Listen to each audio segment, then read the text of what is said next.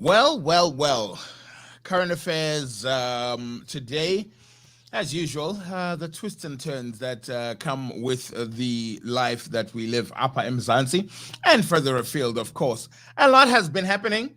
I've missed you guys. I'm back, and everything went well. Apo Bendi Koyo. Um, let's get straight into it because there's quite a bit that is actually out there that has happened. First of all, um this this is something that when we look at it and try to analyze, we realize that this time of year comes with its own set of rules and its own set of problems. Police have launched a manhunt for a gang of armed robbers who shot a policeman during a robbery in Allen Ridge Post Office, where people were queuing for their SASSA grants on Wednesday morning. The SAPS spokesperson, Captain Stephen Takeng, said the suspects had robbed the Free State Post Office while the SASSA grant recipients were busy queuing outside to collect their money around 9:30 a.m. The police office was robbed of cash by 4 armed robbers, and members of the SAPS sustained a gunshot wound. 2 vehicles were abandoned in Nyakalong, Odendalsrus, CBD, and then used an unknown getaway car. 4 suspects armed with pistols and automatic rifles entered the post office's premises and robbed it of an undisclosed amount of cash. He said the SAPS warrant officer, who was shot during the shootout with robbers, and other policemen had responded to the scene while the armed robbers were still inside the premises. He said the robbers fired several shots at the police vehicles and the police officers had then returned fire. A white Audi A4 sedan with Gauteng province number plates was struck during the incident, he said. The 4 armed robbers drove off and abandoned the sedan at a house in Nyakalong, Allen Ridge, and jumped inside a white condo with Free State number plates and abandoned it in Ordendalsrus, CBD, he said. They further jumped into an unknown vehicle. They have an undisclosed loot with them, and the manhunt has been launched to trace these armed robbers. Now, Takeng said the warrant officer had been shot in the leg when the suspects opened fire on him, riddling his vehicle with bullets. He has been admitted to hospital for medical attention. This is the time of year. 'Tis the season indeed. 'Tis the season. In politics, coalition talks on how to governing Gauteng metros looks set to persist as political parties struggle to find each other more than a week after voting mayors into the office. The DA, which has won 3 Gauteng metros with the help of other parties, said on Wednesday there's still a long way to go before arrangements were reached and signed with political parties that pushed it over the line. The DA lead negotiator, FedEx chair Helen Ziller, said negotiations are far from over and I do not want to say anything prematurely.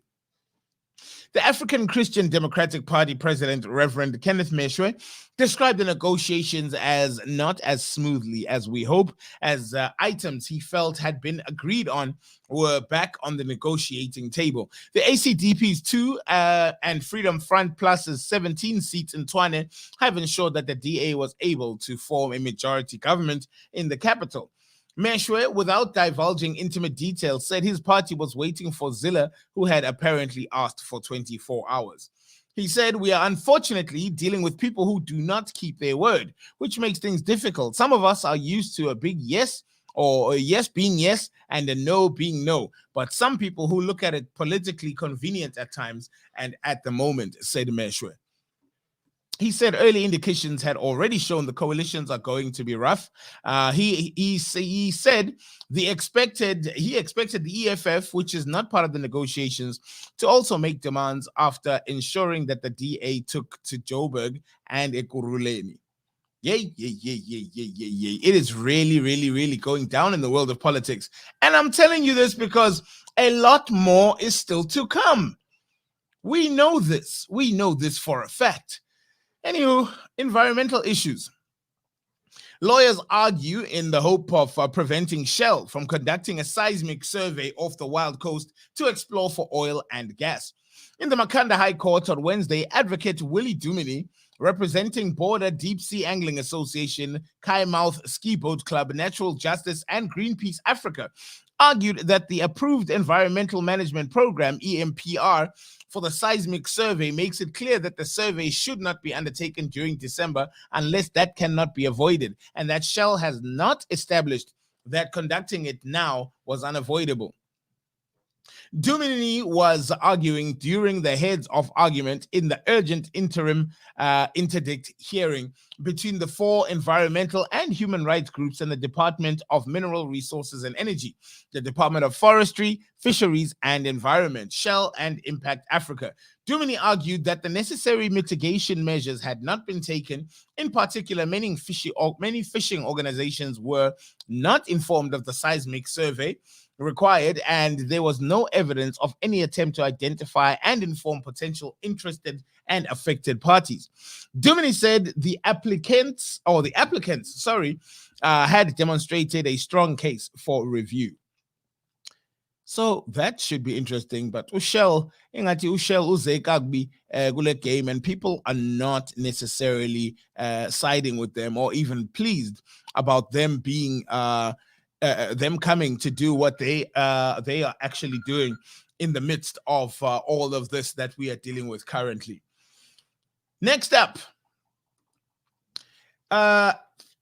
KwaZulu-Natal Police Commissioner Nhlanhla Mkhwanazi has disputed the testimony by former Defense Minister Nosiviwe Mapisa-Nqakula, in which she said that 800 soldiers were on the ground to support law enforcement during this July civil unrest. Mkhwanazi, who spoke at the South African Human Rights Commission inquiry on Wednesday, said that not only did Mapisa-Nqakula lie, she got personal when he called her out. Mkhwanazi has refuted the claims that there was no plan to inform or to the deployment of the army that has come to boost their work during the July violence, or that he was reluctant to share security information. He has accused Mapisa-Nqakula, who's testified this week, of lying under oath. He says the minister said it's under oath to Ramakoba that she only started acting on the 19th and 17th of July. I was there and there was still no new meeting with the minister. And the minister was never anywhere during that period. So it is a lie under oath. In a sworn statement, the former minister said Mkhwanazi did not step in to brief the president during the visit to assess the aftermath of the unrest, a claim that Mkhwanazi denies. The briefing of the president was done by myself, he said. So the commission said it would then consider re-inviting former minister to address Mkhwanazi's testimony against her, adding that if any witness was found to have lied under oath, they may be liable to a fine or imprisonment of up to 6 months. Imagine a whole minister being caught lying under oath, allegedly, and now standing a very good chance of finding themselves on the wrong side of the law. Interesting how these things work. What do you think? South African comedian and host of The Daily Show, Trevor Noah, is returning to the Grammy stage for the 64th Annual Grammy Awards. It was announced that he will be the host for the Grammys, but the question is, will he stop Beyonce from leaving the stage again for the big announcement? On Wednesday, the 1st of December, it was announced that Trevor Noah would be hosting the Grammys for the second year in a row. The 37-year-old comedian hosted the 2021 Grammys at Los Angeles Convention Center. Speaking to CBS Mornings, he said he was lucky to be part of the awards ceremony and is looking forward to hosting this year. He says, I guess we had such a good time that we were like, imagine if we had people, how much more fun we would have had. So this year's Grammy is going to be back. Trevor Noah took to Twitter to celebrate, saying excited to be back. Well done, young man. Soar, young man, soar. Further afield in our landlocked neighborly country of Lesotho, the High Court in Lesotho has charged the former Prime Minister Thomas Thabane for the 2017 murder of his first wife, Lipolelo. According to the charges read on Tuesday, Thabane, who is 82 years old, is accused of hiring hitmen to kill Lipolelo in June 2017, 2 days before he took office as head of government. The accused include Thabane's current wife, Maisia, and who married Thabane 2 months after the murder, and who was granted controversial bail in June. The other 4 accused are alleged hitmen who were hired by Thomas Thabane and his soon-to-be second wife. Lipolelo and Thomas Thabane were involved in bitter divorce proceedings. The case plunged the country into political crisis that eventually led to Thomas Thabane's resignation in May 2020, abandoned by the coalition that had supported his government for 3 years. Police accused Thabane, Prime Minister from 2017 to 2020, of paying assassins 400,000 maloti. That is about 21,000 euro.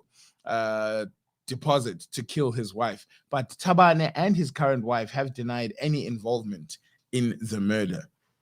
What do you mean? An entire prime minister? Look, I'm not saying there's any time that is okay for pulling such hideous acts off or heinous acts, but wow, dude. Anyway, 29 minutes now before 10 o'clock. Good morning and welcome. My name is Trusenz, and we're going to be doing this until 12 o'clock. We are extraterrestrial. From the states of Africa, we've got you covered.